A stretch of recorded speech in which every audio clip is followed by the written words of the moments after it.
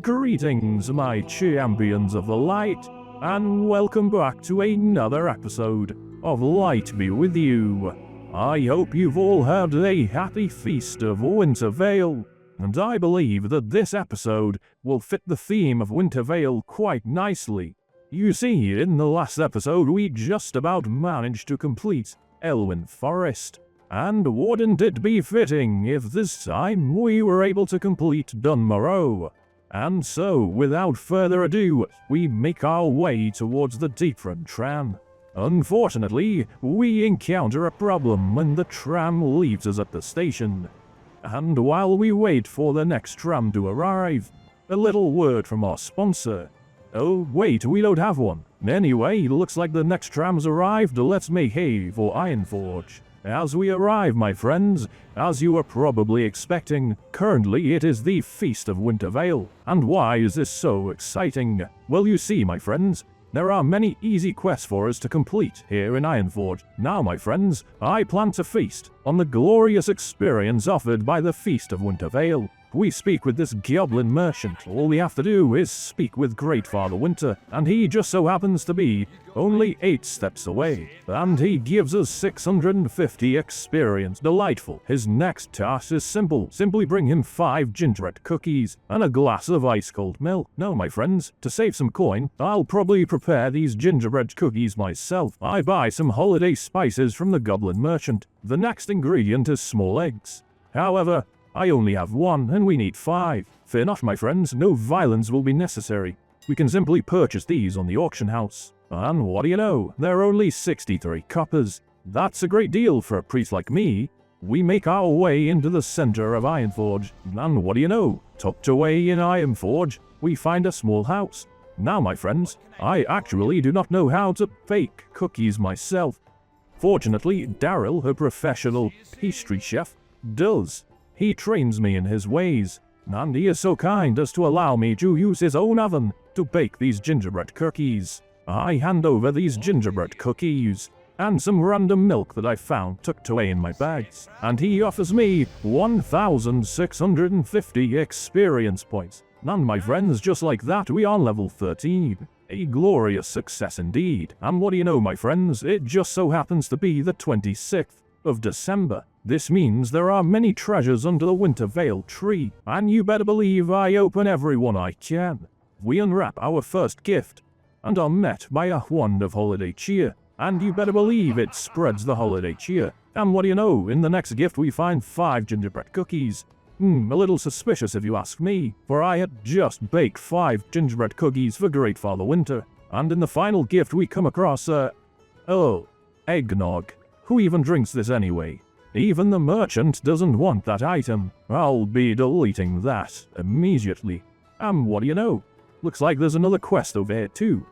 Well, let's just say this dwarf hints at a conspiracy.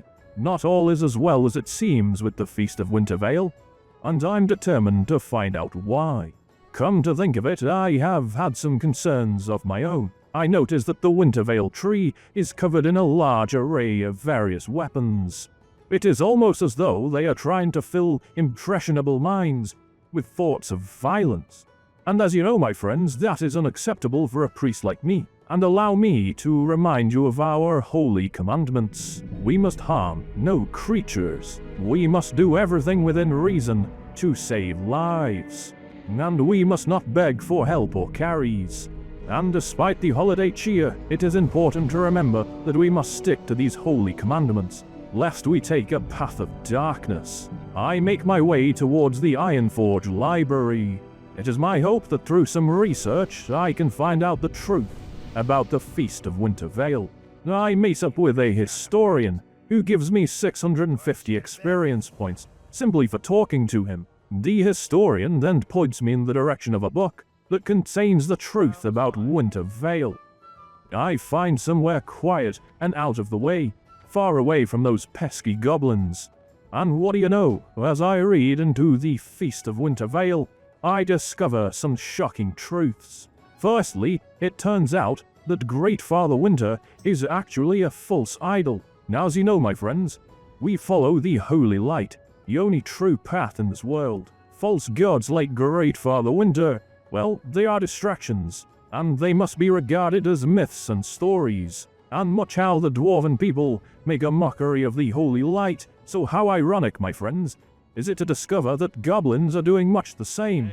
Man, so I find it almost amusing that goblins are commercializing the Feast of Winter Veil themselves, using their money-minded trickery to make a profit on these foolish dwarves. My friends, I'd just like to point out a very straightforward fact. As far as I'm aware, there is no Great Father Winter who blankets the world in snow. However, my friends, I am able to witness miracles of the holy light, and that is how we know it is real. Watch as I simply bless this fellow, and after a brief exchange, they randomly give me 2 gold, almost doubling my funds. That's right. How's that for a miracle of the light? I humor this kind adventurer, wishing them a happy feast of Winter Veil. It is permissible to celebrate the traditions of others, just so long as we remember that the one true path is that of the light. And my disciples, we must follow that path to the end of our days. I hand over my evidence of the goblin's trickery to King Magni Bronzebeard, but King Magni doesn't seem that bothered by the idea of goblins scheming in his own backyard. Perhaps he is being paid off.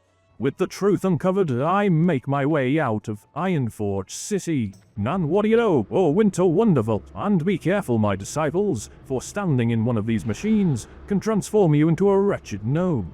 We make our way towards Karanos. The first thing I need to do is attempt to find someone who needs my aid. Perhaps then we will be able to complete some quests. I meet up with Backfist. However, he does not seem that interested in learning about my holy mission, and he quickly flees before I get a chance to explain. However, my friends, in a previous episode, some of you did mention that I can swap layer. Unfortunately, I can't ask directly, so I word it as carefully as possible. I simply ask in the guild chat if any fellows reside on layer 1. And luckily, I am sent an invite, and before you know it, I am on to layer 1 without even asking for a group. If you think about it, I technically didn't ask for a group. I mean, technically I didn't. So that's okay then, and if you're upset by that, well, I hope the light smites you down this winter veil, and remind you of your sins. Just as I'm deciding which dwarf I should kiss for my free mistletoe, I suddenly come across a dwarven priest. I begin to ask him if he needs aid. The reason his character's name absolutely sucks is because he's died quite a lot, I believe, and he no longer cares what he names his character. I chase another dwarf into the snow, and this dwarf simply says that I'm free to follow them around, but that is not quite what I was hoping for. This dwarf rudely asks if I have any healing potions on me.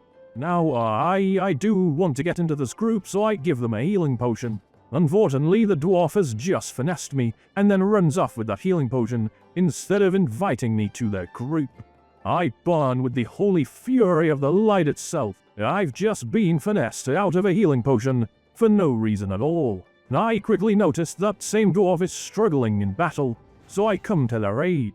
Despite my generous actions, this dwarf still refuses to group with me. And with that, I decide to part ways from this cave. I decide to take a break from questing. In the meantime, I will mine this high quantity of copper ore and various herbs. It appears that not that many adventurers on layer 1 actually have gathering professions. A boon of the light, no doubt. But finally, enough is enough. I have a quest to collect various cogs and gears from these Lethanones. This Dun Morogh, however, doesn't appear to want my aid. In fact, they can act like I'm weird or something for approaching them in this manner. However, upon hearing that the light itself has sent me on this holy mission, this gnome disrespects the holy light, and I've heard everything I need to know. There will be no aid for this wretched fiend of a gnome.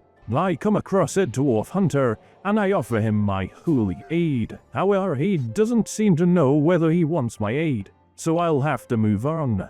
I come across another adventurer, and I'm pleased to see that they are a human priest like me. However, even this priest denies my holy aid. What is going on here, guys? No one seems to want my aid. You know what? I don't even want to do this stupid gnome quest anyway. I venture south, and I come across Frostmane Hold, a troll cave. However, it is far too dangerous for me to venture in alone.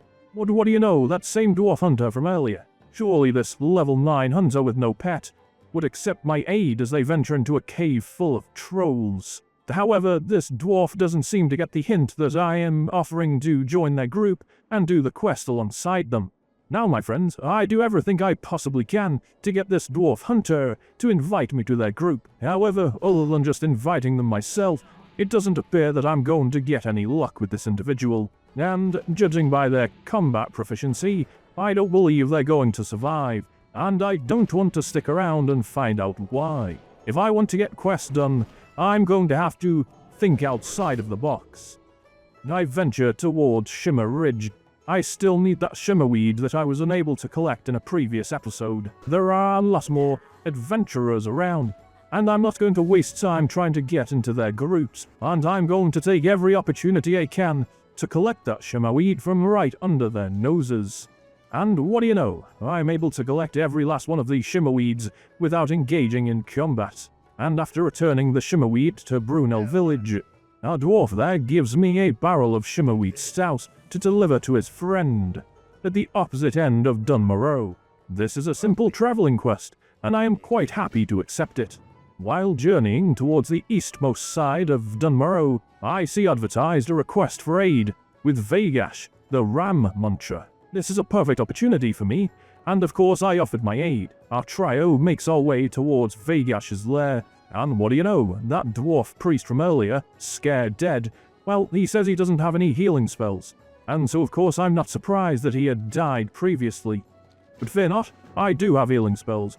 In fact, I only have trained healing spells, and with my supreme holy healing spells, I keep the group topped up, and we make short work of Vagash. I collect his fang, and I bring it nearby to the Amberstill Ranch, and in return for my deed, I am given a healthy dose of 900 experience points. Before I know it, I've come upon the Golbolar Quarry, infested with Trug fiends. Now there are a couple quests here, my friends, but they are both kill quests, and so, without another adventurer by my side, it is unlikely that I will complete these quests anytime soon. However, I do recall in our last episode that when we waited for 20-odd minutes by Gart Parker, eventually the light blessed us, and quite a bit of time passes. However, the only adventurers that I come across are those who have previously declined my holy aid.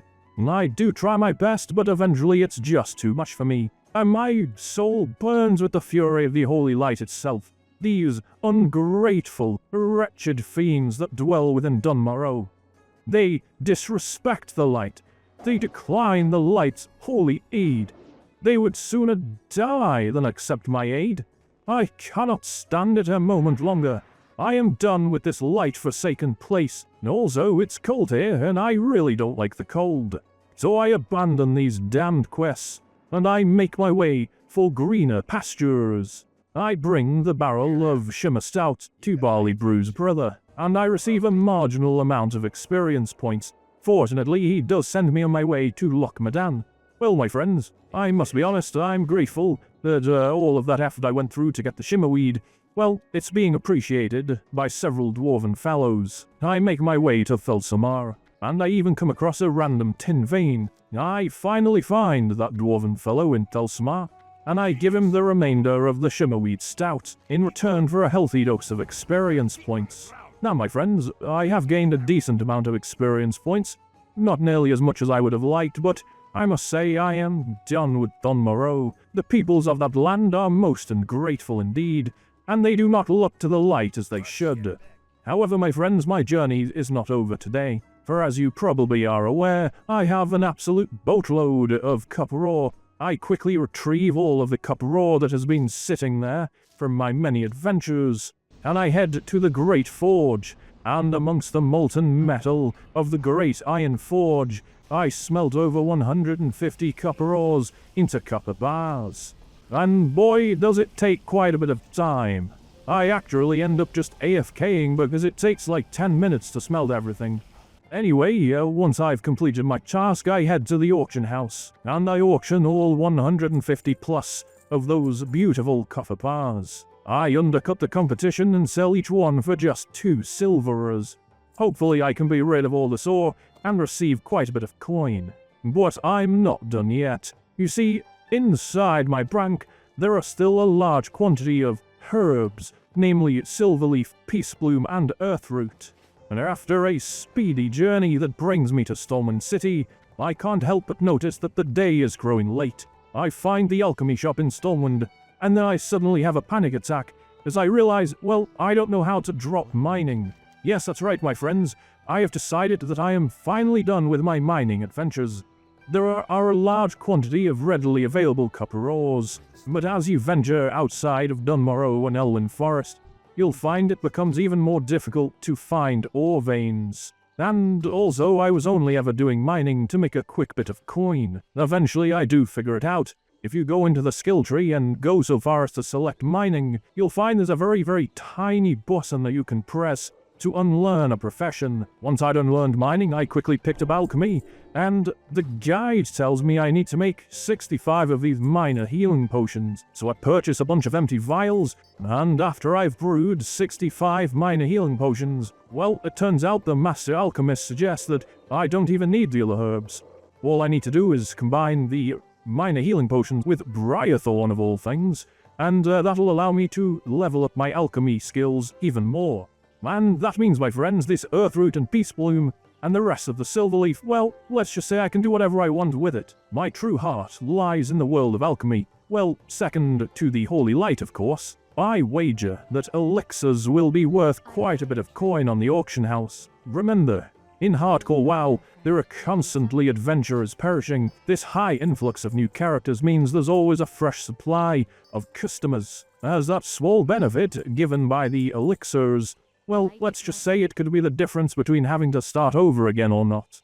And so I brew together my earthroot and peacebloom into elixirs of minor fortitude. I then use the rest of my earthroot with silverleaf to brew some elixirs of lion's strength. And finally, I use up the remainder of my silverleaf for a few cheeky elixirs of minor defense. You better believe my bags are now full with elixirs and potions, and I make my way to the auction house. To my utter surprise, elixirs of lion's strength, well, they go for almost 5 silver each. That's quite a bit of coin for a priest like me, and I sell all 23 of them. Next up, I auction my elixirs of minor defense, but most surprising of all, it turns out these elixirs of minor fortitude, they go for a whopping 12 silver each.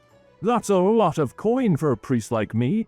I am convinced that this was a great idea, and I can't wait to see what's in the mailbox next time.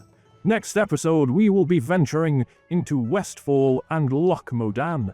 This is quite exciting. These are secondary zones, and there's a high chance that I could perish.